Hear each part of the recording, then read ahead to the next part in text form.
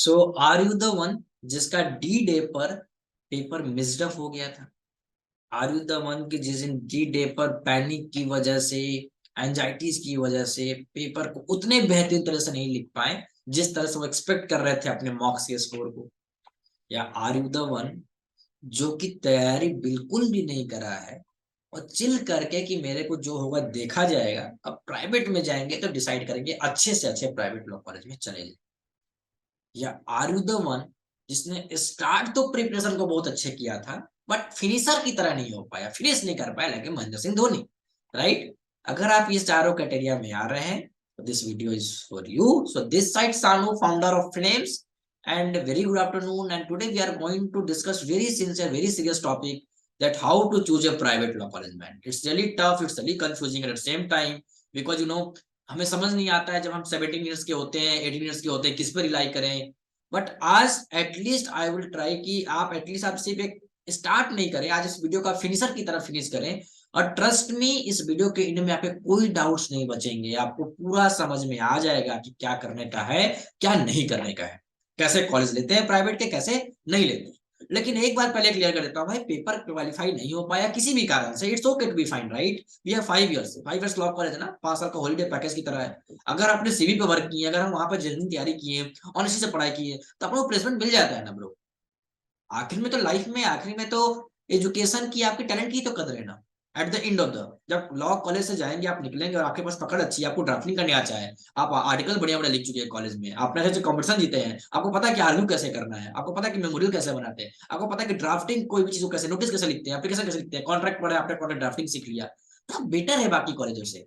तो क्या हम पास्ट को तो बदल नहीं सकते, लेकिन अगर प्रेजेंट को एफर्ट्स मारेंगे तो फ्यूचर बदल जाएगा for damn sure. As simple as this. तो पहली बात, अगर आपको लग रहा है कि आप प्राइवेट में जाएंगे क्या होगा, सबको लगता है एक टाइम पर, लेकिन कॉलेज में जाने के बाद अगर आप फिर से एफर्ट्स मारने लगे, जेन्युइन एफर्ट्स जिसे कहते हैं, तो ट्रस्ट मी, 5 साल के बाद फ्लाइंग कलर्स आएगा, कोई नहीं रोक रहा है। No one can stop you man, trust me.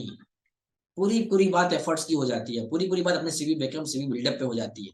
Private law college से भी लोग 25 लाख 30 लाख रुपए अर्न करते हैं आज के टाइम में, है ना। इंडिया का बेस्ट जो एडवोकेट कह लो, अच्छे से पोजीशन पर ले लो, वो दोनों जगह होंगे। प्राइवेट एनएलयू तो नया कल्चर आया है, नए एनएलयू है सारे, लेकिन प्राइवेट लॉ कॉलेज से लोग निकल के करते हैं, ये कोई इसमें दोहराई की बात नहीं है। तो डोंट ट्राई टू बी कि प्राइवेट लॉ कॉलेज कैसा होगा, अच्छा करेंगे नहीं करेंगे, ऐसा कुछ भी नहीं। अगर तुम अच्छे हो तो तुम ही हर चीज हो, तुम ही एनएस बैंगलोर, तुम ही नालसा, तुम ही प्राइवेट लॉ कॉलेज। डिपेंड कर रहा है कि तुम परफॉर्मेंस अच्छा कर रहे हो कि नहीं कर रहे हो उस कॉलेज में जाकर। चले गए बैंगलोर, वहां एफर्ट्स नहीं मार रहे हो, आप एफर्ट्स नहीं मार रहे हो, सो रहे हो, दिन भर घूम रहे हो, मस्ती कर रहे हो, तो क्या मतलब सुनो कॉलेज प्लेसमेंट नहीं देगा यार। तो बात है तुम्हारे एफर्ट्स की, ऑनेस्टी की। बैंगलोर में जाने के बाद भी मेरे स्टूडेंट 4 साल से फिल्म चल रहा है, एफर्ट्स मारते हैं तब जाके बेहतर जगह पे खुद को देखते हैं और अच्छी नॉलेज रखें। एफर्ट्स मारते हैं, एफर्ट्स मारना है, क्लैट के बाद चीजें बदल नहीं जाएगी। लॉ कॉलेज जाने के बाद और अभी स्ट्रगल स्टार्ट हुआ है लाइफ का, आपको लगता है कि नहीं। बस डिफरेंस क्या आता है कि एक अच्छे, हम सबको बेस्ट जगह पे जाना होता है, अगर बेस्ट नहीं मिलता है तो एफर्ट थोड़ी ज्यादा मारने पड़ते, थोड़ा और घिसना पड़ता है खुद को। लेकिन फिर लाइफ में एक टाइप पे, लाइफ में जितना इज इंपॉर्टेंट, कॉम्पिटिटिव पेपर में हार जीते ठीक है, इट्स ओके, बट लाइफ में जितना ही इंपॉर्टेंट है ना, कि आपके 5 साल के बाद आपके पास कैरियर है या डिग्री है। अगर सिर्फ डिग्री है तो दिक्कत की बात है, कैरियर तो बेटर बात है। एज सिंपल इज दिस, है ना। 5 साल निकलने के बाद अगर आपके पास जॉब है, सिक्योरिटी है, जहां आ जाए तो वहां पे चले गए, या जुडिशरी क्वालिफाई कर लिया, जॉब क्वालिफाई कर लिए, या लीगल एडवाइजर बन गए किसी कॉर्पोरेट कंपनी के, या एक अच्छी जगह प्रैक्टिस करें, अच्छे प्रैक्टिसनर है आप आर्ग्यू कर रहे हैं सुप्रीम कोर्ट में, हाई कोर्ट में, आपने नेटिव प्लेस पे, it's good, it's good, right? तो अभी बात कर लेते हैं कि भाई how to choose a private law college, पहली बात। और इस वीडियो को ध्यान से सुनना, क्योंकि कोई इसके ऊपर बात नहीं करता है। प्राइवेट लॉ कॉलेज की तुम्हें लिस्ट मिल जाएगी, लेकिन डिसाइड भी तो करना पड़ेगा। हमारे पास ऑप्शंस तो खुल गए, लेकिन मेरे को देखकर, मेरी कंफर्ट जोन के हिसाब से, मेरे जो प्रायोरिटीज हैं उसको दिखा कैसे चूज करेंगे भाई। इसके बारे में बात करूं, मेरी फाइनेंशियल कंडीशन अच्छी नहीं है, तो मेरे को जो लिस्ट बता रहे हो उसमें 40 लाख के कॉलेज है, उसमें 50 लाख के कॉलेज है, उसमें 30 लाख के, मेरी फाइनेंशियल कंडीशन अच्छी नहीं है, तो मैं क्या करूं? मर जाऊं? वो मीम याद आ गया मेरे को, नहीं ना। तो we have to be very clear कि हमें किस वे में प्राइवेट लॉ कॉलेज को एक्सप्लोर करना है। पहली बात, आपको किसी भी थर्ड पर्सन से नहीं पूछना है कि वो कॉलेज कैसा है कैसा नहीं है। आपको पता होना चाहिए जब आप लॉ के फील्ड में जा रहे हैं तो आपकी रिसर्चिंग क्वालिटी बहुत अच्छी होनी चाहिए।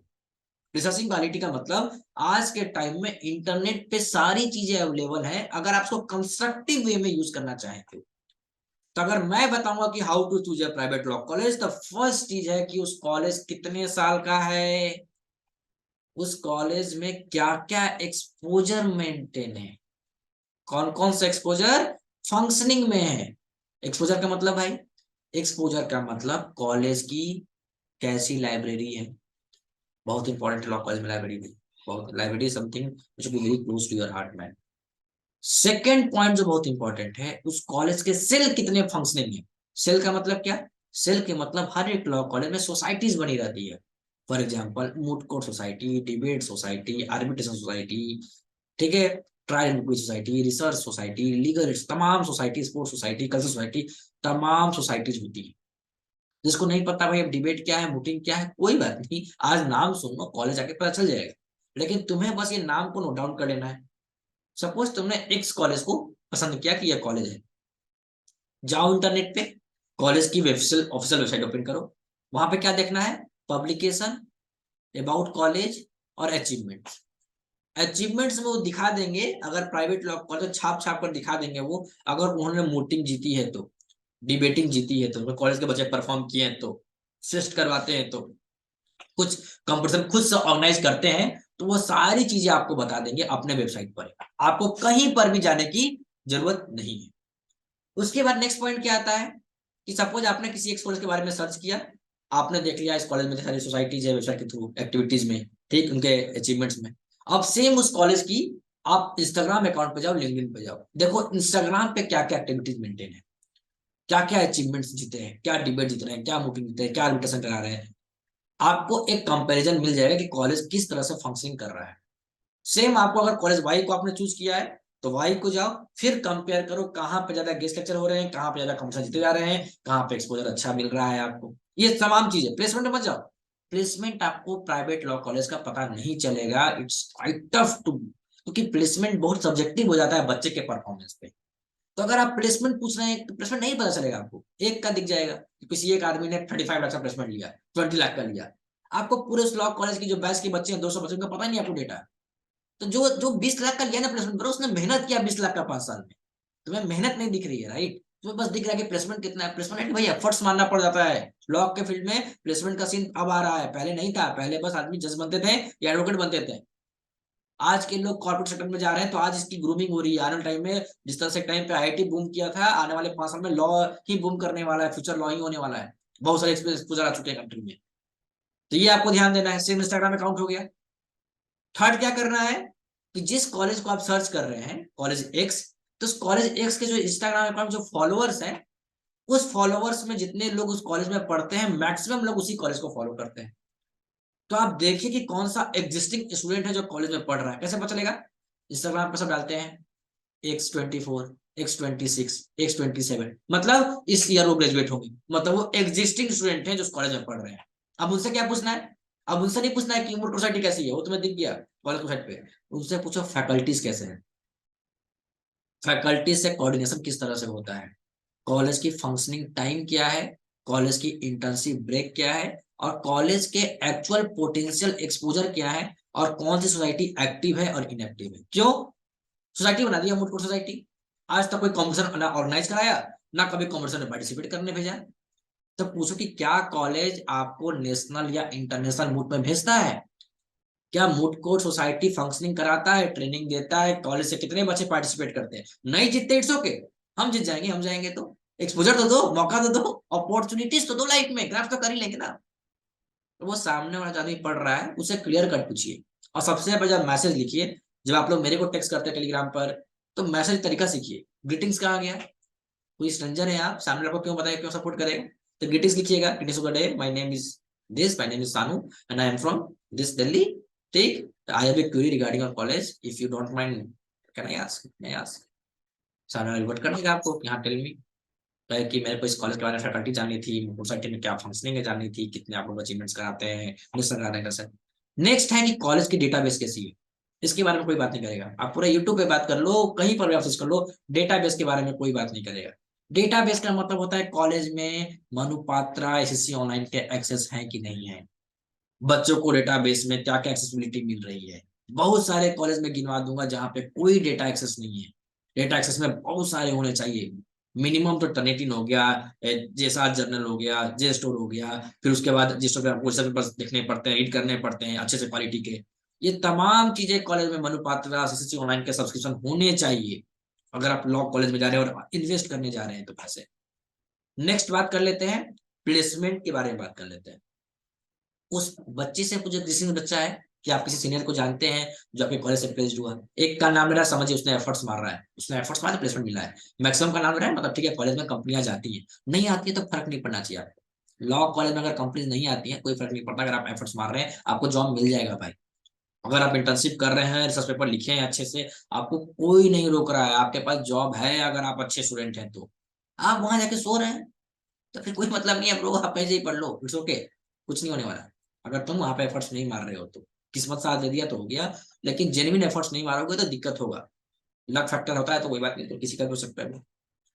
Next point is very clear, financial condition of them, बहुत इंपॉर्टेंट, इसके बारे में लोग बात नहीं करते हैं। क्योंकि जब आप 5 साल, ये पेरेंट्स और गार्जियन को भी ये वीडियो आपको जरूर दिखाइएगा कि 5 साल आपका बच्चा इन्वेस्ट करने जा रहा है टाइम, एक साल का कोचिंग में, एक लैट का, ये बी वेरी ऑनेस्ट, 5 साल है। किसकी डिग्री मिल रहा है?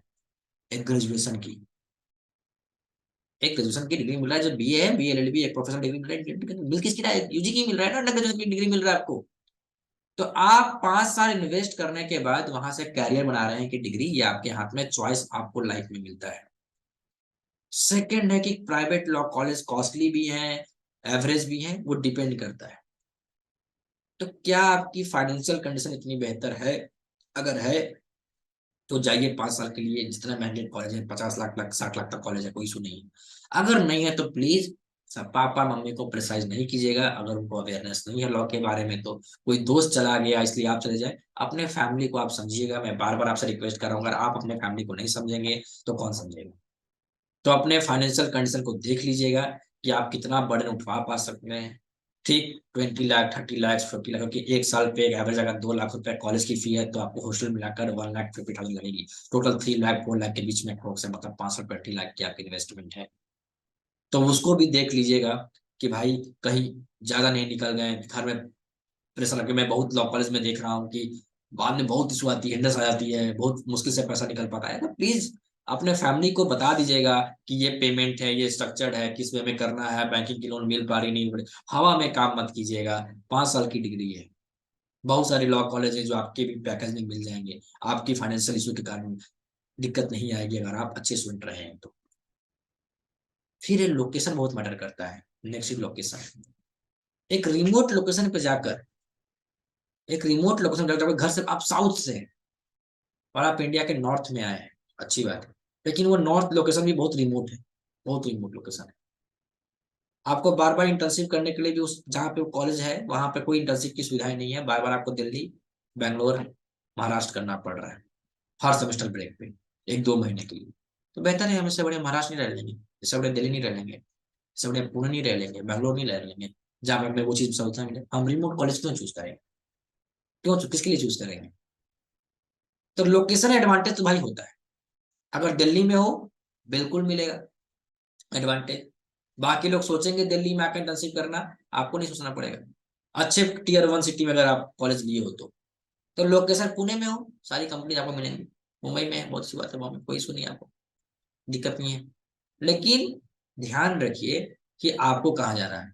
अगर दिल्ली के आसपास है, वाराणसी है, कोई दिक्कत नहीं है, 10 घंटे की जर्नी है, आप उनका जाएंगे, कोई दिक्कत नहीं है अगर आप वाराणसी के बीच में पढ़ रहे हैं तो। लेकिन बात वहीं पर आ जाती है कि कॉलेज में आप क्या एफर्ट्स मार रहे हैं, 5 साल की आपकी इन्वेस्टमेंट क्या है, और किस वे में आप how to choose a private law college देख रहे हैं।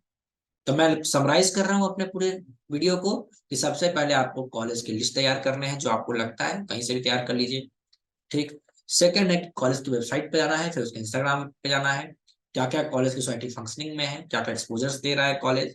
थर्ड है कि आपको देखना है कि जिस स्टूडेंट से पूछना है कि क्या क्या आपके डेटाबेस है, कौन कौन सा डेटाबेस आपको कॉलेज दिया है, वन पाता है सी स्टोर क्या क्या दे रखा है। फिर क्या फंक्शनिंग में चल रहा है कॉलेज, किस टाइमिंग पे चल रहा है, फैकल्टीज कैसी हैं, क्या दे रहा है आपको, इंटर्नशिप ब्रेक कब कब देता है। ठीक, रिसर्च पेपर कितने पब्लिश होते हैं कॉलेज से, रिसर्च सोसाइटी बहुत इंपॉर्टेंट होती है कॉलेज में। आर्बिट्रेशन बहुत इंपॉर्टेंट है आज के टाइम में। कॉलेज में एडिया सोसाइटी का फंक्शनिंग है कि नहीं है, एडिया के ऊपर बात भी करता है कि नहीं करता है, नहीं करता तो आपको दिक्कत होगा, आपको दिक्कत होगा। और एडिया के बारे में बात नहीं कर रहा है वो कॉलेज तो please be careful while choosing any private law college in our country. अगर आपको कॉलेज लेना है तो इन तमाम फैक्टर्स को देखकर फिर एक कंक्लूजन पर आइए कि किस कॉलेज में हमें मैक्सिमम से मैक्सिमम चीजें मिल जाए। 100% कहीं नहीं मिलने वाला है, लेकिन मैक्सिमम टू मैक्सिमम चीजें कवर हो गई, वो लॉ कॉलेज में चल जाए। अगर इसके अलावा आपको कोई और डाउट आपके जो रह गए हो, वो कमेंट बॉक्स में आप बताएं, we will try our best वो सारी डाउट को क्लियर करने के लिए। So that's was my time, you guys been a great listener. अगर आपको ये बात समझ में आ रही है, बहुत लॉजिकल है, प्रैक्टिकल बात बता के जा रहा हूँ, तो अपने दोस्तों को बताएं जो कंफ्यूज है। आई होप कि आपकी क्लैरिटी मिलेगी। और अगर आपने इस वीडियो को आज लास्ट तक देखा है, तो कमेंट करके बताएं कि you are the finisher this time. जो आपने स्टार्ट नहीं किया है, यू आर फिनिश भी किया है। So that's was my time, thank you so much, you guys been great listener again, जय हिंद।